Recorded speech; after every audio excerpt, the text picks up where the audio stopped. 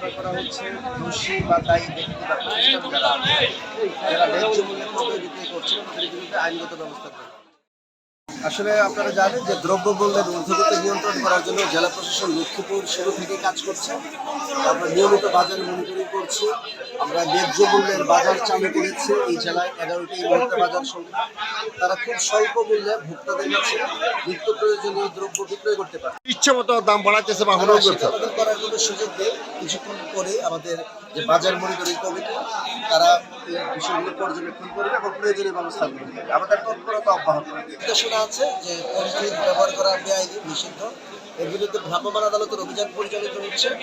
এর পাশাপাশি আমরা তাদেরকে সতর্ক করেছি যেন তারা পরিবেশ বিরুদ্ধ এই যে পলিথিন সেটি যেন ব্যবহার না করে।